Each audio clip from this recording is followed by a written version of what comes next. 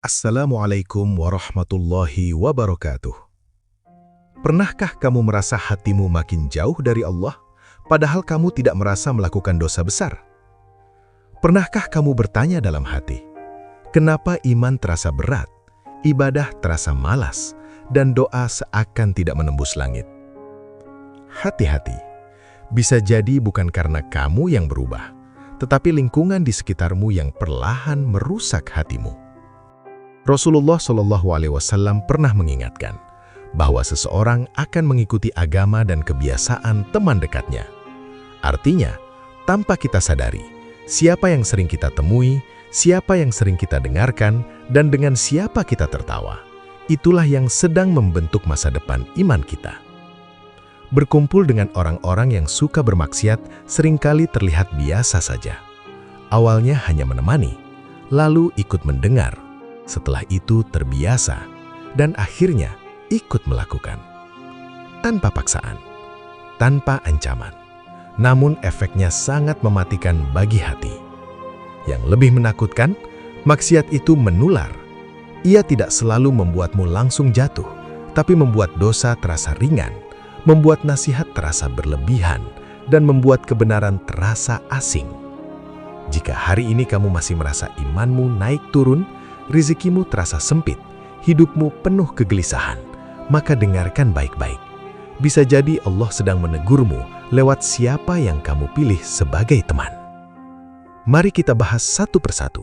9 dampak bahaya berkumpul dengan orang-orang yang suka bermaksiat agar kita bisa segera menyelamatkan diri sebelum terlambat. 1. Hati perlahan menjadi keras tanpa disadari. Ini adalah dampak paling berbahaya, namun paling sering diremehkan. Ketika kamu sering berkumpul dengan orang yang terbiasa bermaksiat, awalnya kamu masih merasa risih, masih ada rasa bersalah, masih ada penolakan dalam hati. Namun seiring waktu, hati mulai terbiasa. Maksiat yang dulu terasa berat, sekarang terasa biasa. Nasihat yang dulu menyentuh, sekarang terdengar seperti angin lalu. Ayat Al-Quran yang dulu membuat air mata jatuh, sekarang hanya lewat di telinga. Inilah tanda hati mulai mengeras. Allah tidak langsung mencabut imanmu, tapi membiarkan hatimu kehilangan kepekaan. Dan saat hati sudah keras, kebenaran tidak lagi terasa indah. Yang ada justru merasa tidak nyaman saat diingatkan. Lebih berbahaya lagi, hati yang keras membuat seseorang sulit menerima kebaikan, namun sangat mudah menerima keburukan. Inilah awal dari kehancuran iman yang sebenarnya. Jika hari ini kamu merasa sulit tersentuh oleh nasihat, malas menghadiri majelis ilmu, atau merasa biasa saja melihat maksiat, segera periksa lingkungan pergaulanmu. Bisa jadi itulah penyebab utamanya. 3. Iman perlahan turun tanpa kamu sadari. Pernahkah kamu merasa imanmu tidak benar-benar hilang, tapi juga tidak pernah naik? Ibadah masih dikerjakan, tapi tanpa rasa. Doa masih dibaca, tapi tanpa harap. Inilah tanda iman perlahan menurun. Berkumpul dengan orang-orang yang suka bermaksiat jarang membuatmu langsung meninggalkan ibadah, namun mereka membuatmu kehilangan semangat untuk memperbaiki diri. Ketika kamu ingin berubah, mereka mengejek. Ketika kamu ingin mendekat kepada Allah, mereka mengatakan, "Santai saja, hidup jangan terlalu serius." Kalimat sederhana, namun dampaknya luar biasa. Lama-kelamaan, kamu mulai menunda kebaikan, menunda taubat, menunda hijrah, dan penundaan yang terus diulang akan berubah menjadi kebiasaan. Iman itu seperti api, jika didekatkan dengan air, lama-lama padam. Lingkungan maksiat adalah air yang memadamkan cahaya iman secara perlahan, tanpa suara, tanpa tanda bahaya. Jika hari ini kamu merasa stuck dalam keimanan, jangan hanya menyalahkan diri sendiri. Perhatikan dengan siapa kamu menghabiskan waktumu. Bisa jadi disitulah imanmu sedang dicuri sedikit demi sedikit. 4. Nasihat terasa berat, maksiat terasa ringan. Ini adalah tanda yang sangat berbahaya, namun sering dianggap sepele. Ketika kamu berkumpul dengan orang-orang yang suka bermaksiat, standar kebenaranmu akan bergeser. Bukan karena kamu bodoh, tapi karena kamu terlalu sering mendengar pembenaran. Nasihat agama mulai terasa menghakimi, orang solih terasa sok suci, majelis ilmu terasa membosankan. Sebaliknya, candaan maksiat terasa seru, obrolan dosa terasa akrab, dan hal-hal yang Allah benci justru terasa ringan di hati. Inilah kondisi ketika hati mulai terbalik. Yang benar terasa berat, yang salah terasa nikmat. Padahal jika nasihat sudah terasa berat, itu bukan karena nasihatnya salah, tapi karena hati yang sedang sakit. Dan penyakit ini sering datang dari lingkungan yang salah. Allah memberi nasihat sebagai bentuk kasih sayang, namun ketika hati lebih nyaman bersama maksiat, nasihat akan terasa seperti gangguan. Jika kamu mulai tidak suka diingatkan, berhentilah sejenak, bukan untuk marah, tapi untuk bertanya pada diri sendiri. Aku sedang dijauhkan dari Allah, atau justru sedang dijauhkan dari manusia yang mengingatkan Allah?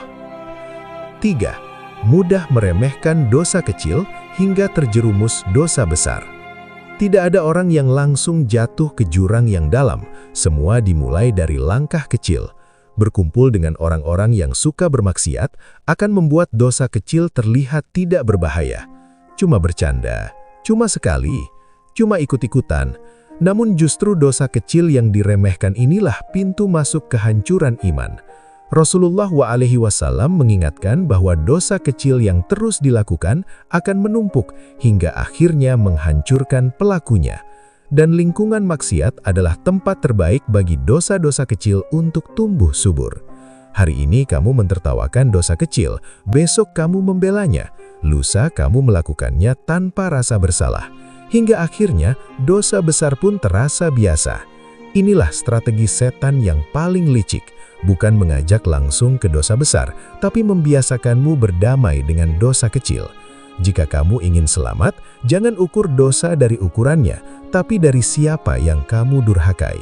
Karena sekecil apapun dosa, jika dilakukan terus-menerus, bisa menghalangi datangnya pertolongan Allah. 6. Dijauhkan dari lingkungan orang-orang soleh. Ini adalah akibat yang sering tidak disadari. Ketika kamu nyaman berkumpul dengan orang-orang yang suka bermaksiat, secara perlahan kamu akan menjauh dari orang-orang soleh. Bukan karena mereka mengusirmu, tapi karena hatimu merasa tidak cocok. Obrolan mereka terasa berat, nasihat mereka terasa menekan, kehadiran mereka membuatmu merasa tidak nyaman. Padahal rasa tidak nyaman itu bukan karena mereka salah, tetapi karena mereka memantulkan kondisi hatimu yang sebenarnya. Orang soleh mengingatkan akhirat, lingkungan maksiat mengajak menikmati dunia, dan hati yang sudah condong pada dunia akan memilih tempat yang membuatnya nyaman, meski menjauhkannya dari ridho Allah. Yang lebih berbahaya, ketika kamu sudah jauh dari orang soleh, maka tidak ada lagi yang mengingatkanmu saat kamu salah. Tidak ada yang menegurmu saat kamu mulai melenceng. Jika hari ini kamu merasa asing di tengah orang baik dan justru nyaman di tengah maksiat, itu bukan tanda kebebasan, tapi peringatan keras dari Allah agar kamu segera kembali. 7. Rezeki terasa sempit dan hidup penuh kegelisahan. Pernahkah kamu merasa sudah bekerja keras, sudah berusaha maksimal, namun hidup tetap terasa sempit? Bukan hanya soal uang, tapi hati yang selalu gelisah, pikiran yang tidak tenang, dan hidup yang terasa berat. Hati-hati, ini bisa menjadi dampak dari lingkungan maksiat. Berkumpul dengan orang-orang yang suka bermaksiat bukan hanya merusak iman, tapi juga menghalangi keberkahan. Maksiat menarik murka Allah, sementara keberkahan hanya turun di tempat yang Allah ridhoi. Rezeki itu bukan sekadar banyak atau sedikit, tapi cukup dan menenangkan. Dan ketenangan tidak akan tumbuh di hati yang sering dikelilingi oleh dosa. Tanpa sadar, lingkungan yang salah membuatmu jauh dari doa, jauh dari zikir, dan jauh dari rasa syukur. Akibatnya, hidup terasa kosong, meski terlihat baik-baik saja. Jika hari ini kamu merasa hidupmu penuh kegelisahan, jangan hanya menyalahkan keadaan.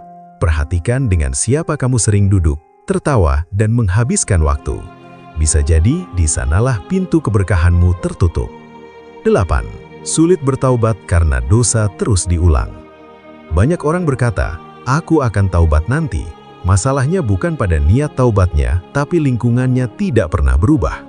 Bagaimana mungkin taubat bisa kuat jika setiap hari kamu kembali ke tempat yang sama, orang yang sama, dan dosa yang sama? Berkumpul dengan orang-orang yang suka bermaksiat akan membuat dosa terus diulang.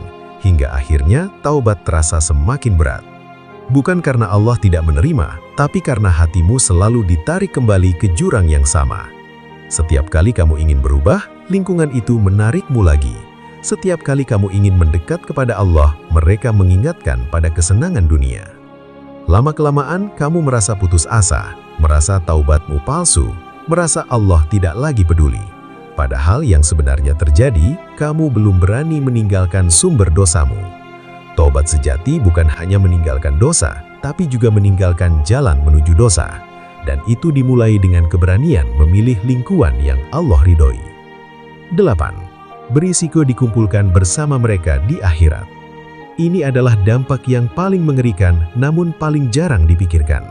Di dunia, kamu boleh memilih dengan siapa kamu berteman, tapi di akhirat, Allah akan mengumpulkan seseorang bersama orang yang ia cintai dan ikuti. Jika di dunia kamu nyaman bersama orang-orang yang suka bermaksiat, tertawa bersama mereka, membela kebiasaan mereka, maka khawatirlah, jangan sampai di akhirat kamu dibangkitkan bersama mereka. Saat itu tidak ada lagi alasan. Tidak ada lagi, aku cuma ikut-ikutan. Tidak ada lagi, aku sebenarnya baik. Setiap jiwa akan dimintai pertanggungjawaban atas pilihannya. Lingkungan yang kamu pilih hari ini bisa menentukan dengan siapa kamu berdiri esok hari di hadapan Allah. Dan saat penyesalan datang, tidak ada lagi kesempatan untuk kembali. Jika kamu masih diberi rasa takut ketika mendengar tentang akhirat, itu tanda Allah masih menyayangimu. Jangan sia-siakan peringatan ini. Saudaraku, naskah ini bukan untuk menghakimi, tapi untuk menyelamatkan. Jika hari ini kamu merasa beberapa poin tadi sedang terjadi dalam hidupmu, jangan putus asa. Allah selalu membuka pintu taubat bagi siapapun yang ingin kembali dengan sungguh-sungguh. Mulailah dengan satu langkah kecil, berani menjauh dari lingkungan yang menjauhkanmu dari Allah dan mendekat kepada orang-orang yang mengingatkanmu kepadanya. Ingat, teman yang baik mungkin menegurmu hari ini, tapi ia sedang menyelamatkan akhiratmu, sedangkan teman yang selalu membenarkan maksiatmu sedang menjerumuskanmu tanpa terasa. Jika naskah ini menyentuh hatimu, jadikan ia sebagai tanda untuk berubah, bukan sekadar tontonan. Bagikan video ini agar menjadi pengingat bagi orang lain. Tulis di kolom komentar, aku ingin berubah karena Allah. Semoga Allah menjaga kita dari lingkungan yang merusak iman dan mengumpulkan kita bersama orang-orang soleh di dunia dan akhirat. Wassalamualaikum warahmatullahi wabarakatuh.